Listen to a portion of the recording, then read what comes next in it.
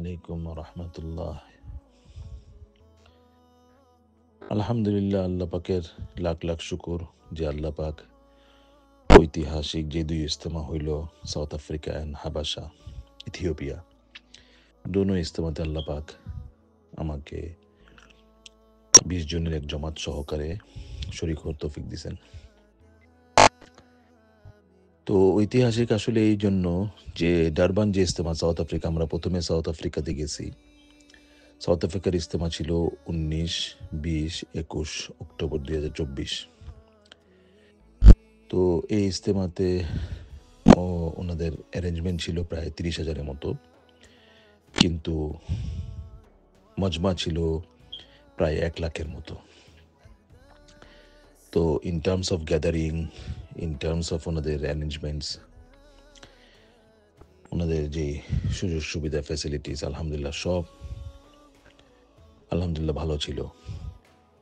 এবং ডারবানের এই ইজতেমাটা আসলে অনেক ঐতিহাসিক এবং চ্যালেঞ্জিং এই জন্যও ছিল যে ইজতেমার আগে সাউথ আফ্রিকার ওলামারা অনেক বিরোধিতা করছেন, কিন্তু ইজতেমার উপস্থিতি দেখে বোঝা গেছে যে ওনাদের বিরোধিতা কোনো কাজেই দেয় নাই।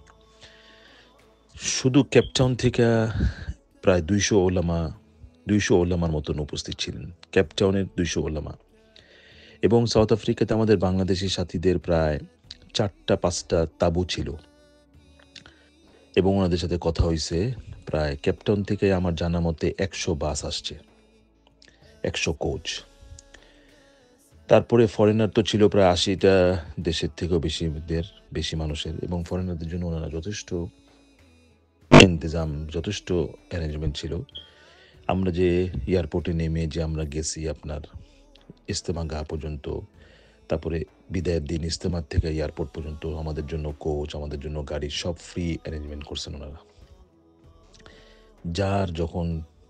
যখন মানে গাড়ি চাইছে সবার জন্য গাড়ির ব্যবস্থা ছিল। তো সাউথ আফ্রিকার ওইখানকার মুসলমানরা অনেক নুসরত করছেন এই ইজতেমাটা কামিয়াব করার জন্য। তারপরে সাউথ আফ্রিকান যে কালো আফ্রিকান যারা, তারাও অনেক নুসরত করছে দেখলে। টয়লেটের ব্যবস্থা অনেক সুন্দর ছিল মাশাআল্লাহ, খানির ব্যবস্থাও। আর আমরা ইংল্যান্ড থেকে প্রায় 500+, 600+ ছিলাম। তো ইংল্যান্ডের থেকে অনেক জমাত ছিল সাউথ আফ্রিকাতে। এরপরে 19, 20, 21 হজরতজির ইমোশনাল দোয়া হয়েছে আলহামদুলিল্লাহ, খুব ইমোশনাল দোয়া করছেন। দোয়ার আগে হজরতজি যে বয়ান করছেন ওইটাও খুব ইমোশনাল ছিল। উনি সবাইকে যে শুকরিয়া জানাইছেন, কৃতজ্ঞতা জানাইছেন, ওইটাও খুব ইমোশনাল ছিল। তো সাউথ আফ্রিকার থেকে প্রায় আমার জানা মতে, আমি যতটুকু শুনছি লাস্ট, প্রায় 300-র মতো জমাত বাইরেছে। এরপরে আমরা আলহামদুলিল্লাহ 19, 20, 21 ইজতেমার দোয়ার পরে 22, 23 2 দিন মশওয়ারা ছিল সাউথ আফ্রিকালাদের জন্য। আমরা তারপরে হাবসার দিকে রওনা করি। হাবসায় আমরা পৌঁছি বুধবার দিন। ইজতেমা হচ্ছে গিয়ে শুক্রবার থেকে, শুক্র শনি রবি আমরা পৌঁছি বুধবার থেকে। হাবসা ইজতেমায় ইথিওপিয়া এয়ারপোর্টে পৌঁছার পরে, ইথিওপিয়ান এয়ারলাইন্স দিয়ে ইথিওপিয়া এয়ারপোর্টে পৌঁছার পরে ওনাদের যে ইস্তেকবাল, ওরা দেখার মতো, সুবহানাল্লাহ। প্রথমে আমাদেরকে ওনারা ইথিওপিয়ান মার্কাজে নিয়ে গেছেন। তো ওইখানে আমরা ছিলাম। কেউ যদি পুরা দিন আরাম করতে চাইতো সে পুরা দিন আরাম করতে পারতো, আর কেউ যদি বলে যে না আমি 2-3 ঘন্টা আরাম করে চলে যাব ইজতেমা গাতে, তো আমার ওনাদেরকে নিয়ে দিত। তো আমরা 2-3 ঘন্টা আরাম করে আমাদেরকে গাড়ি ঠিক করে দেওয়া হয়েছে, পরে আমরা চলে গেছি। তো ইথিওপিয়ান আদ্দিস আবাবা মার্কাজ থেকে ইজতেমার ময়দান ছিল প্রায় 4 থেকে 4.5 ঘন্টা ড্রাইভ। ওই জায়গাটার নাম হচ্ছে বুতাজিরা। ইথিওপিয়ার অবস্থা এমন যে ইথিওপিয়াতে একসময় 70-80% মুসলমান ছিল, কিন্তু এখন দিনের মেহনত না থাকার কারণে 70-80% খ্রিস্টান, 20-30% এখন মুসলমান। তো আবার আল্লাহ পাকের খাস রহমতে নিজামুদ্দিন এবং হজরতজির ফিকিরে আলহামদুলিল্লাহ ইথিওপিয়াতে প্রচুর মেহনত শুরু হয়েছে, যাতে আবার আল্লাহ পাকেও, কারণ এটা ওই দেশ যেই দেশে হজরত বিলাল রাদিয়াল্লাহু তাআলা আনহুর, যেই দেশে প্রথম মুসলমানরা হিজরত করছেন, এবং প্রথম ওই জমাতে হুজুর সাল্লাল্লাহু আলাইহি ওয়াসাল্লাম যে জমাত তশকিল দিয়া হিজরতের জন্য পাঠাইছিলেন, ওই জমাতে স্বয়ং হুজুর সাল্লাল্লাহু আলাইহি সাল্লামের কন্যা রুকাইয়া রাদিয়াল্লাহু তাআলা আনহা ছিলেন, ওসমান রাদিয়াল্লাহু তাআলা আনহু ছিলেন। আমার জানা মতে যতটুকু আমি পড়ছি যে 12 জন পুরুষ এবং 6 জন মহিলা ছিলেন, 6 জন সাহাবিয়াত, 12 জন মহিলা। এরপরের জমাতে দ্বিতীয় জমাত যেটা হাবশায় হিজরত করেন হুজুরের তশকিলে, ওইটা হইলেন গিয়া প্রায় 80 জন পুরুষ ছিলেন এবং 12 জন সাহাবিয়া ছিলেন।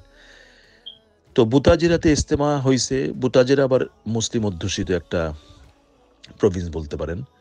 তো ওইখানে ইজতেমা হইছে। ওইটা তো এক টঙ্গীর মতো লাগছে আমার কাছে। আমি তো জীবনে বহু টঙ্গী গেছি আলহামদুলিল্লাহ। আমার কাছে মনে হইছে ওইটাও আরেক টঙ্গী ইজতেমা।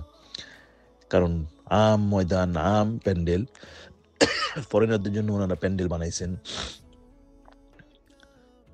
তো বুতাজেরা ইজতেমাটাও আলহামদুলিল্লাহ ঐতিহাসিক। কারণ ইথিওপিয়াতে এই প্রথম, হাবাসাতে এই প্রথম কোন ইজতেমা মানে ইজতেমা হইল। তো ওইখানে তো প্রায় ওনারা বলেন 1 মিলিয়ন, লোকাল যারা তারা বলতেছেন 1 মিলিয়ন 2 মিলিয়ন মানুষ। এনিওয়ে আমার কাছে লাগছে 6-7 লাখের কম না। লোকাল যারা 6-7 লাখের কম না। মাজমা যেটা আমার মনে হয় 6 থেকে 7 লাখ হবে। আর ফরেনার ছিল প্রায় 15 থেকে 16 হাজারের মতো। দুনো ইজতেমার খুসুসিয়ত যেটা দেখছি, দুনো ইজতেমাতে আল্লাহ পাকের খাস রহমত দেখছি যে সাউথ আফ্রিকাতে তো প্রচুর বৃষ্টি হয়েছে, আর ইথিওপিয়াতে একদিন বৃষ্টি হয়েছে ফজরে পরে, শুধু মানে মুষলধারে বৃষ্টি, যেটার পরে প্রচুর বৃষ্টি। এই দুনো ইজতেমাতে এত বৃষ্টি হওয়ার পরও সাথীরা কেউ এদিক সেদিক যায় নাই, সবাই জমে গেছে। আমি আমার সাথীদের সাথে পরামর্শ করতেছিলাম কি করব, বলছে এখানেই জমতে হবে, ইজতেমার মাঠে জমতে হবে। পরে আমরাও তো রয়ে গেছি আলহামদুলিল্লাহ। তো পরে এমন রৌদ্র উঠছে দিনের বেলা যে সব শুকায় গেছে। ইভিন আমাদের যারা আমরা মাঠে ছিলাম, ময়দানে ছিলাম, যারা আমরা আপনার টেন্টের নিচে ছিলাম, অনেকের স্লিপিং ব্যাগও ভিজে গেছে, কিন্তু পরে দেখা গেছে একদম শুকায় একদম মানে কড়কড়া, বুঝছেন না। তো আলহামদুলিল্লাহ, আল্লাহ শুকুর, দুনো ইজতেমা ঐতিহাসিক। হজরজির বয়ান, আচ্ছা ইথিওপিয়াতে প্রথম দিন আপনার বৃহস্পতিবার দিন মাগরিব থেকে শুরু হয়েছে। তো বৃহস্পতিবার দিন হজরত কারগুজারি নিছেন। শুক্রবার, শনিবার, রবিবারে তো দোয়া হয়ে গেল, এবং রবিবারে ফজরের পরে দোয়া করাইছেন হজরত। হেদায়তের পরে, ফজরের পরে হেদায়ত, তারপরে হেদায়তের পরে দোয়া, 10টার দিকে প্রায় দোয়া হয়ে গেছে। তো বৃহস্পতিবার দিন আপনার কারগুজারি হয়েছে ময়দানে। ওইখানে হাবশাতে যত বয়ান হয়েছে সব আপনার আরবিতে, বেশিরভাগ আরবিতে, ইভেন কারগুজারিও আরবিতে হয়েছে, আর তর্জমা হয়েছে হাবেশিতে, ইথিওপিয়ান ল্যাঙ্গুয়েজে, যেহেতু হাবশার মানুষ বেশি, আর বেশিরভাগ হাবশার মানুষ আপনার দেখছে আরবি পারে। তো কারগুজারি হয়েছে আপনার 6টা না 7টা দেশের, এর ভিতরে তানজানিয়া ছিল, তারপরে আপনার সুদান ছিল, সোমালিয়া ছিল, হাবশা ছিল। তো আজীব কারগুজারি আসছে এই ইজতেমা উপলক্ষে। ইথিওপিয়ার যে কারগুজারি আসছে হাবশার, এই ইজতেমা উপলক্ষে আপনার 50,000 মা বোনেরা শুধু রোজা ছিলেন। একদিন না, এই পুরো ইজতেমার 3 দিন ওনারা রোজা ছিলেন। ইথিওপিয়ার জন্য, ইথিওপিয়ার ইজতেমা যাতে আল্লাহ পাক কামিয়াব করেন, এটা যাতে একটা কামিয়াব ইজতেমা হয়, এই জন্য 50,000 মা বোনেরা রোজা রাখছেন। তারপরে আপনার মানে ইথিওপিয়ার ইজতেমাকে কামিয়াব করার জন্য সরকারিভাবে ওনাদের যে সহযোগিতা ছিল ওইটাও চোখে পড়ার মতো। সরকার জায়গায় জায়গায় সিকিউরিটি দিছে। তারপরে হজরতজি দামাত বরকাতুমের সিকিউরিটির জন্য আর্ম ফোর্স দিছে। হজরতজির যে বাসভবন ছিল ওইখানে, তো আসলে ওই যে ইজতেমার মাঠের সাথে একটা বাসভবন ওনারা খালি করে দিয়েছেন হজরতজির জন্য, হজরতজি থাকার জন্য লোকালরা। ওটা একটা মুসলমানদের এরিয়া। তো লোকালরা খালি ওই আশেপাশে সব জায়গায় দেখছি সব আর্ম নিয়ে, মানে হজরতজির পাহারাদের জন্য, হজরতজির সিকিউরিটির জন্য আর্মস নিয়ে দাঁড়ানো। সাউথ আফ্রিকাতেও সেম।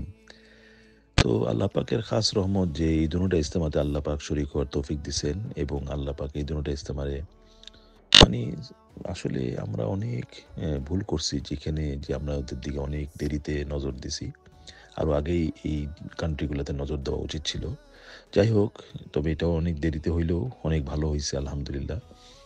হজরতজি তো খুব ইমোশনাল, ইথিওপিয়াতে দোয়ার আগে খুব ইমোশনাল কথা বলছে। আপনারা যদি ওই দোয়া শুনেন এবং ওই দোয়ার সাথে তর্জমা যদি শুনেন, ট্রান্সলেট যেটা হয়েছে, ওই তর্জমার সাথেও দেখবেন যে ইথিওপিয়ানবাসীরা, হাবশাবাসীরা হজরতজিরে কত ওয়েলকাম করছে। সুবহানাল্লাহ। তো আল্লাহর কাছে দোয়া, আল্লাহ যাতে আমাদের এই হাজিরি কবুল করেন, সমস্ত ইজতেমাবাসীরা যাতে আল্লাহ কবুল করেন, ইজতেমাটা আল্লাহ পাক যাতে আমাদের নাজাতের এবং হেদায়েতের জরিয়া বানান, এবং আমাদের এক হওয়ার জরিয়া বানান। জাযাকুমুল্লাহ খায়র।